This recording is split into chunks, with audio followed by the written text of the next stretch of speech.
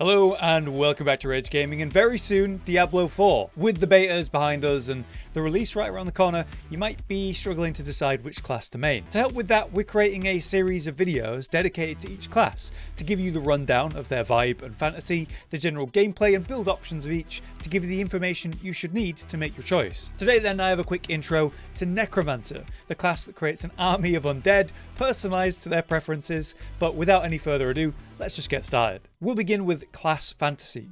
The Necromancers go down three main routes: Bone, Blood, or Shadow, which heavily affects the playstyle. You're always going to be that classic Necromancer whichever way you go, with the ability to revive the dead and create monstrous minions for yourself. But how far do you go down that route versus maybe empowering yourself instead? That's the question. You'll have the choice of being, say, a ranged caster or an up-close two-handed sword fighter. Will you be reviving ghostly spellcasters, a swarm of skeletons? Will those skeletons be warriors, defenders, or the very unique reapers? Or will you full commit and summon the massive flesh golem? Will you become a life-stealing, blood-draining fiend, or will you create weapons from bone, maybe lean into the shadow and corrupt enemies? No matter which way you go, you'll be choosing between how offensive and defensive your build and playstyle will be, but you'll most certainly be raising the dead in some way. But now let's talk some specifics and core mechanics. As mentioned, you'll pick between being a bit of a caster, a summoner, or an upfront fighter. No matter which you pick, you'll be using your main resource, Essence, to build and spend for your abilities and spells. Dealing a mix of physical and shadow damage, we choose which abilities to take and which to enhance in the talent tree. The talent tree for all classes features the same theme. You have your basic main attack option, which costs nothing and helps build up resources or power usually. Then your core ability, which is in most cases your core damage source, your sort of bread and butter ability. Then all classes get their own unique concepts and playstyles. With Necromancer, we choose options from Macabre, Corruption, Summoning, and then we all pick from our various ultimate options. These abilities each take one of your few 6 slots of attack, one usually being at least a basic, another being at least a core, and that normally leaves your class with 4 slots to choose between. Most abilities can be leveled up to 5 out of 5 to enhance its power, then enhanced to give it new effects entirely. For example, one of your abilities, Corpse Explosion, allows you to target an enemy you've defeated and blow up their corpse. You can modify that to then have it leave a damaging circle after the initial pop to hurt enemies that stand in it, or maybe you have it deal increased damage to enemies that are already CC'd in some way. These are the kind of choices you'll be making. If we take a look at some basic skills, what you use to auto attack, you can see the variance in playstyle just there. The first basic I ever used was Reap, where you sweep a giant scythe in front of you, cleaving through enemies. Decompose, on the other hand, has you target and hold a single drain on one target. Hemorrhage has you burst an enemy's blood by just targeting them with it. And then Bone Splinters sends out 3 bone splinters that deal damage as they penetrate targets. All basics like this generate essence in some way, which then you'll spend on your core or other abilities. Core ability examples might be something like Blood Lance, where you throw a literal blood lance that lingers inside of an enemy for a few seconds, dealing damage to them over time and any other lanced enemy. You could pick Blight, which throws concentrated blight in an area, leaving a defiled spot that deals damage over time. Or something simple and effective like making your own bone weapon with Bone Spear, shooting it through the enemies and piercing through any targets hit. Many passive upgrades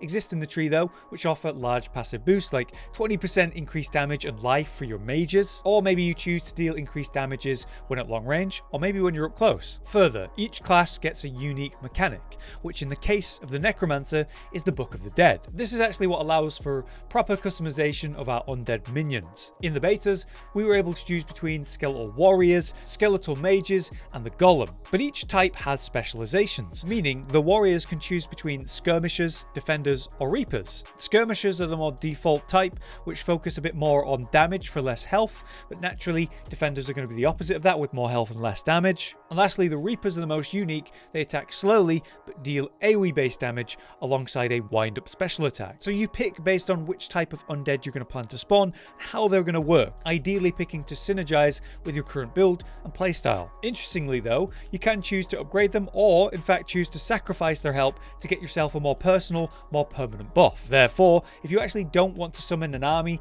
or think about say the mix of your units, you can just cut them off so your character is inherently stronger. But now let's move on to builds and examples of that. When it comes to choosing a build, in the beta it came down to the aspects you could achieve through equipment known as legendary items. Aspects are an unlockable skill enhancement via specific specific challenges, specific dungeons, and so on.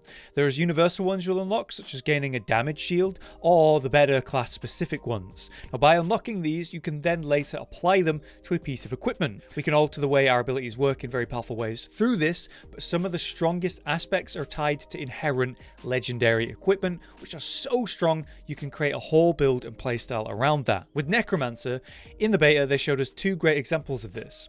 There was the explosive mist aspect and the blood-soaked aspect combined, creating one of the strongest builds in the beta at the time. Blood Mist is a simple ability where you can turn yourself into a mist of, well, blood. In that, you cannot take any damage or be stopped during it, but you also then can't cast new abilities yourself, you just move around and deal damage. Dealing damage to enemies near you, however, when enhanced by the explosive mist aspect, means you'll trigger corpse explosions by being near defeated enemies. This would in turn reduce the cooldown of Blood Mist itself every corpse explosion. So, if you could trigger it a few times in a row while still in your Blood Mist, the cooldown would not only be greatly reduced, but it could be fully reset. So yeah, this meant you could be completely immune to damage while blowing up everything around you forever, as long as there's enough enemies nearby to just continuously pop. Of course, in endgame content, that's always going to be the case, where there's absolutely hordes of enemies that you would just steamroll through. The blood-soaked aspect would improve this further though, where you'd leave a trail of damage behind you and remove the slow effect of just being in the blood mist. So with these aspects, you'd ideally be creating a build that lets you get into the Blood Mist ASAP and empower that as much as possible by improving the damage of the corpse explosions as much as you can, and anything that might help you group up enemies to pop them effectively. Whatever helps this playstyle work is how you form the build. On the other hand, the Viscous and Frenzied Dead aspects would be a great example for an Army of the Dead focus build. Viscous would increase the number of mages you could summon, right? Meaning you'd have quite the pack of powerful casters to deal damage for you if you focused on your caster summoning. Frenzied Dead, on the other hand, would increase the attack speed of summoned minions. Every time they'd attack, their attack speed would get faster and faster, and ultimately they'd be attacking really quickly. Creating a build then to enhance your mages, summon more of them, and maximize their output, well then that would be a great idea to create a build around these aspects. Those two builds are obviously very different from one another, and both rely upon the aspects and the legendaries to kind of make them really work. Legendaries and aspects as a whole seem to be a key component then of build creation, so hunting down the specific ones for your class or specific builds, that would be ideal. But there was also a lot of RNG in what legendaries you might randomly pull, and then what builds you might go with based on that. It seems to me being adaptable while you're playing through the game and leveling, any legendaries you do get would probably alter the way you should be playing, leaning into whatever legendary and aspect you do get, making a build around that, and maximizing your gameplay through that. At the end game though,